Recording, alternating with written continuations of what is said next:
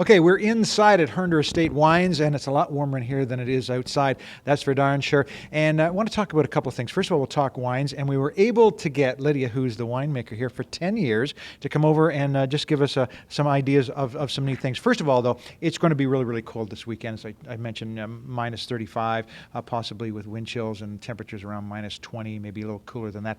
Is that going to cause any problems with the vines? There is a potential of some winter damage, so we're carefully checking it out.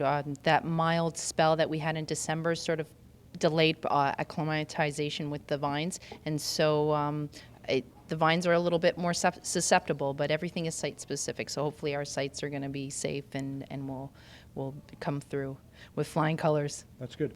Now, as I mentioned in my weather forecast, that Hernder Estate Wines is the biggest grape-growing winery in Niagara. I think that's something that most people don't even know. Now, is there any significance to being that? I think so. I think in terms of a winemaker, I have the luxury of understanding every site, the history behind it, and being able to produce fruit consistently for our final product. And that way consumers will know what they're getting year after year. A lot of people, thousands every weekend come down to Niagara to taste different wines, buy some bottles, try this and that and the other thing. When they come to Hernder, I've asked you to pick a couple of wines that people got to try. So tell us a quick bit about them. One of my favorites right now is our Reserve Riesling. It recently won the Lieutenant Governor General's Award for Wines of Excellence. Our Bac Noir Reserve, this is the first time in 10 years that we released a Bac Noir Reserve in 2012, was a fine vintage. And our Cabernet Franc, which I think does so well in Ontario all across the board, but we're actually fortunate to have some warmer little sites, so we produce some Cabernet Franc that are very fruit forward and fruit driven and extremely complex. So there you go. There's a tip on what wines to try when you come down here.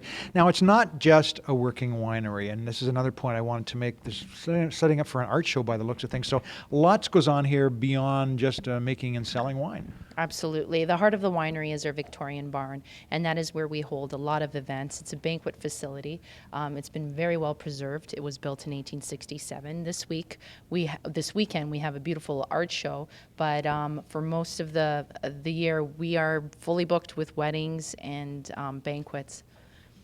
So there's lots going on here. So if you're looking for something to do on a weekend, just look up on the website, I guess, to see what's happening. And if it's not a wedding to crash, then you come to whatever's developing down here. You're absolutely right. Just drive through our covered bridge, and the ladies in our store will take care of you.